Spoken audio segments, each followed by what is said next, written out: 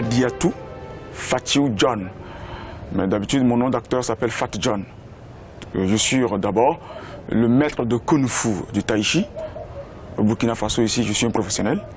Je suis en même temps réalisateur et puis acteur du film. Ensuite, producteur de temps en temps. Ça, c'est une longue histoire. Ça a commencé tout petit.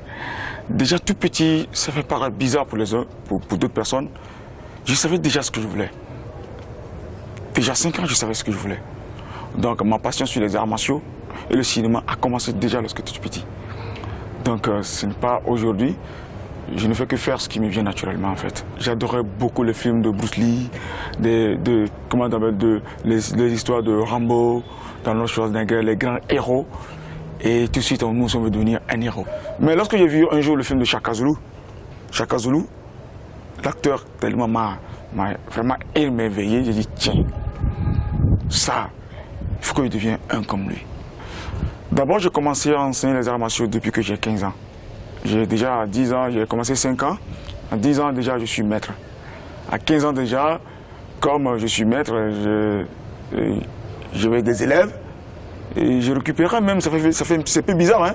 Je récupérais même les enfants de la rue. Hein? Comme on va pas avec un peu d'argent, je rassemblais les enfants de la rue. Et j'ai créé déjà mon association déjà tout jeune. Et l'envie de faire du cinéma a déjà commencé par là-bas. Nous faisons du théâtre, du kung-fu, des acrobaties, on fait des histoires en live avec des combats, avec des chorégraphies. Ça a commencé depuis que j'ai 15 ans. Donc jusqu'aujourd'hui, j'ai toujours rêvé de faire des films d'action, voilà, je suis dedans. J'ai fait sortir le film Black Cat. Pour moi, Black Cat, c'est un héros. C'est une histoire d'un prêtre. Un prêtre qui a un passé pas possible, c'est-à-dire dans son passé, il était dans le trafic de drogue, trafic d'enfants, tout sortes de conneries. Et puis il a vu que ce monde c'est pas bien. Il a décidé de devenir prêtre. Donc il a dû quitter son milieu pour aller dans une autre ville.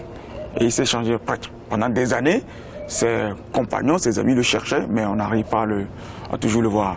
Jusqu'au jour, sa nièce, sa belle-sœur et puis sa sœur sont venus lui rendre visite dans sa ville. C'est-à-dire à Ouaga, bien sûr, comme le film est tourné à Ouaga. Et c'est là qu'on fait comprendre que sa nièce a disparu à la gare. Donc il savait très bien que lorsque les enfants disparaissent comme ça, lorsqu'il était dans les magouilles, si c'est trop, c'est 2 jours. Qu'est-ce qu'il faut faire? Ils n'ont pas de photos pour donner à la police, pour rechercher la petite. Et il n'y avait rien. Donc il était dans l'obligation, et puis il est parti appeler son ancien ami. Il n'avait pas le choix, quoi. Il a appelé son ancien ami pour lui demander des contacts de tout, quoi. Lorsqu'on emmène les enfants, où on les dépose, tout ça là. Oui. Et l'ami, ils sont fixés à rendez-vous, lui a remis les adresses de l'endroit. Mais l'ami, lui, il a été payé par son ancien patron de le rechercher. Donc il s'est piégé lui-même, quoi. Et l'ami lui a dit, voilà, on a besoin de toi pour des missions, tout ça. Il ne voulait pas.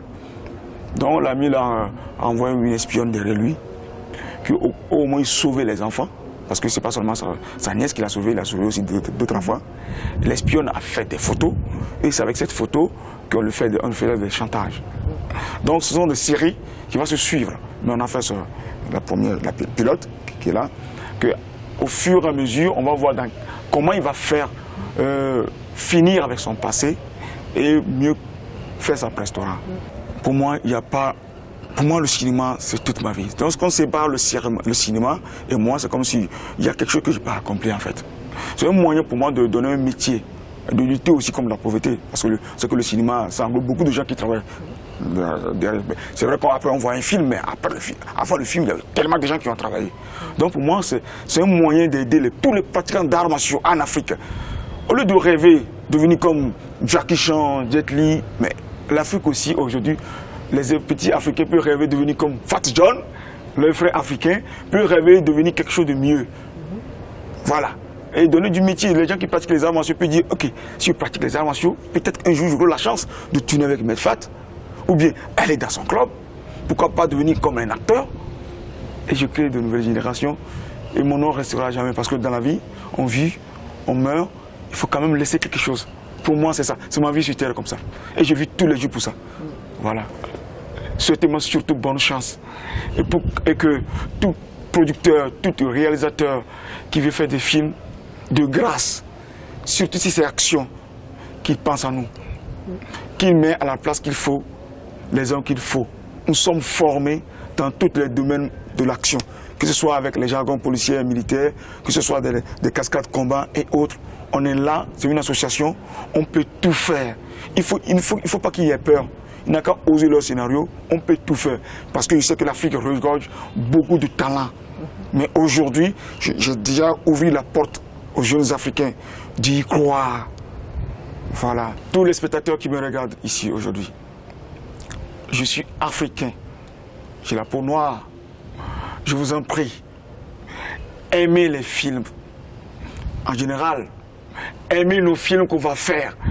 Ayez l'envie d'aller acheter les DVD, de regarder Africa 24. Parce que c'est eux qui m'ont donné l'opportunité d'exprimer ce que je suis à l'écran.